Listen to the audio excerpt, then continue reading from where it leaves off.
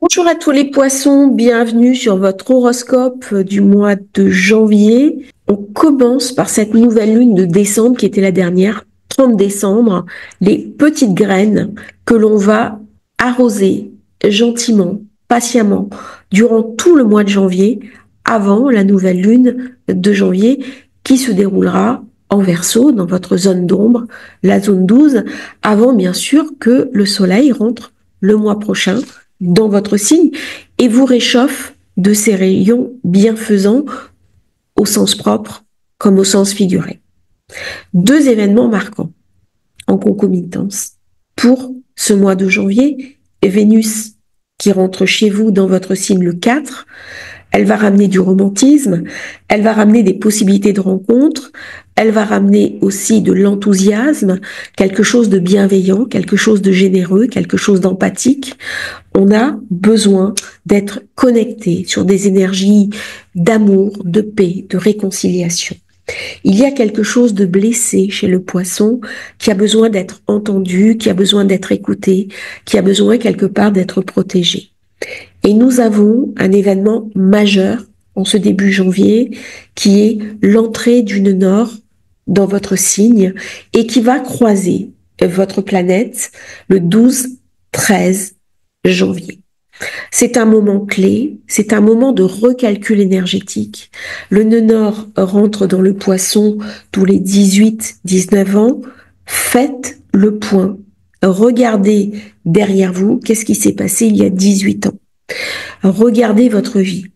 Cherchez à comprendre un petit peu. Alors, les choses ne se présentent jamais deux fois de la même manière, mais là, avec la conjonction à Neptune, on est invité à amener l'idéal le plus profond que l'on a, sa spiritualité, sa conscience, l'élévation de son âme au-delà de soi-même. J'ai envie de dire à ce monde qui est en train de sombrer dans une espèce de folie.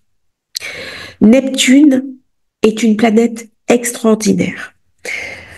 J'étais en visite tout à l'heure, je suis en voyage et j'étais devant un magnifique endroit avec un bassin dédié à Neptune, au dieu Neptune.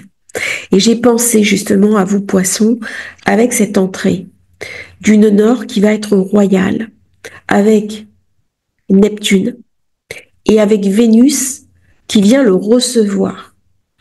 Il y a cette très belle planète qui est en exaltation dans le poisson, le maître du poisson qui est Neptune, qui déroule un tapis rouge à ce nœud nord pour qu'il apporte ce qu'il est de mieux. Quand je dis ce qu'il a de mieux, c'est tout l'idéal que le poisson peut amener, toute son empathie, toute sa générosité. Il y a un côté plus sombre dans le poisson, et c'est un des risques de ce nœud nord. Et quelque part, les personnes du poisson sont invitées à nous montrer le chemin. Elles sont invitées à faire rayonner sur le monde leur générosité et raconter un petit peu ce qu'il y a de plus beau dans ce Neptune en termes de rêve, de créativité, d'imaginaire, de romantisme, de conscience. C'est le beau Danube bleu.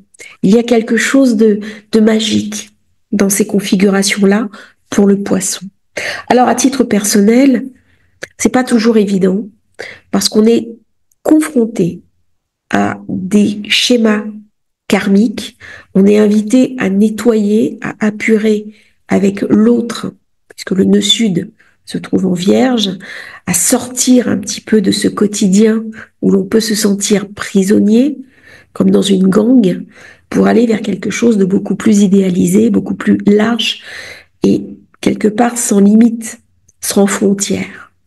Si vous êtes poisson, que vous êtes ascendant poisson, éventuellement lune en poisson, ça marche aussi. En janvier, il est possible que vous soyez rattrapé par cette conscience d'illimité, par cette conscience de regarder l'horizon sans fin et d'avoir envie d'aller au-delà. Cette nouvelle lune, elle s'est déroulée dans le secteur 11. C'est venu me parler des projets, des projections. C'est venu me parler aussi de mes amis, Il est possible qu'on ait passé du temps avec ses amis, qu'on ait monté des projets avec des amis, mais c'est surtout un mois où on va faire des projets et on va revoir sa vie. Il y a quelque chose de clé là, dans ce passage, qui va créer une nouvelle dynamique. Vous allez tout à fait le sentir à partir du milieu du mois. Il y a vraiment quelque chose qui arrive là, qui se débloque. Alors nous avons Mars quand même, qui est rétro dans votre secteur 6. Ça peut amener de la colère. Ça peut amener dans son quotidien du ressentiment, les choses n'avancent pas comme on voudrait. Dans son travail, il peut y avoir des frictions, des engueulades avec ses supérieurs, avec les collaborateurs, avec ses collègues de travail. Il peut y avoir beaucoup d'insatisfaction. Il est possible aussi d'avoir des petits ennuis de santé, des douleurs, un rhume, une grippe, quelque chose qui nous enquiquine, un nez bouché, un nez qui coule. Ça, c'est des choses tout à fait possibles dans ce mois de janvier. On passe maintenant à la pleine lune. Voilà, nous aurons le nœud nord I conjoint à Neptune. Vous voyez les configurations, c'est magnifique. C'est-à-dire que pour vous, c'est une pleine lune qui ramène de la chance. Il y a beaucoup de possibilités. Par contre, attention, elle se déroule pour vous dans votre secteur 1, mais grosso modo, elle est en zone 6. Ça veut dire que votre quotidien va devenir difficile. Ça veut dire qu'il va y avoir des blocages. Ça veut dire que vous allez avoir du mal à vous contenter de quelque chose qui ne fait pas sens. Soit je vis ma vie et je me masque une certaine réalité, ou alors je vais chercher la question du sens. La question du sens, elle va être prépondérante pour les poissons au mois de janvier. J'ai un carré à Jupiter. Ça veut dire que je vais être bloquée dans mes ambitions, dans mes projets, dans mes projections. Là, il y a du financier qui bloque. Et du coup, je vais mal le vivre parce que j'ai des besoins d'expansion. Et cette expansion, je ne vais pas pouvoir me l'octroyer comme j'en ai envie et surtout comme je pense que je le mérite. Ce qui est une réalité.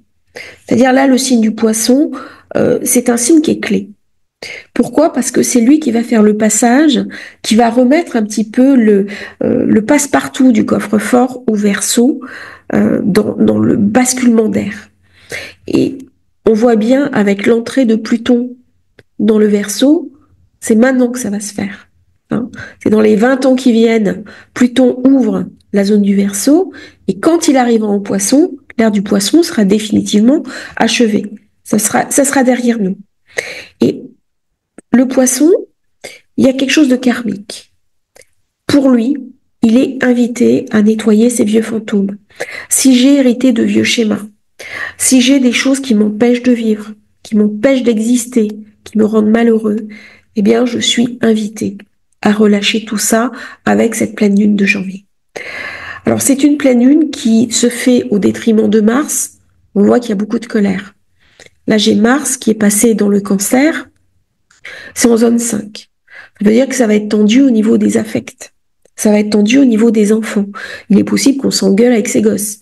Il est possible qu'on les supporte plus. Bon, ça arrive, hein, même si on les adore, il y a des moments, ça dépasse des fois. J'ai des parents qui me disent, on les adore, on les aime bien sûr, mais il y a quelque chose de tendu, c'est difficile, il y a un décalage. Et cette pleine lune, elle est quand même très dure. Elle est très dure parce que la lune et Mars ne s'entendent pas. Du coup, ça ramène de la violence, ça ramène de la dureté, de la brutalité, alors même que j'ai un besoin extrême de douceur, de sensibilité, des émotions à fleur de peau. Là, on peut être très, très sensible, voire vulnérable et hypersensible. On va avoir beaucoup de mal à comprendre la violence du monde, à comprendre cette dureté, à comprendre aussi sa rugosité. Là, c'est un mois pour se protéger, pour garder ses énergies à l'intérieur de soi et se connecter sur ce qu'on a de plus essentiel. Mettre en place aussi ce côté, les projets qui sont rayonnants ici.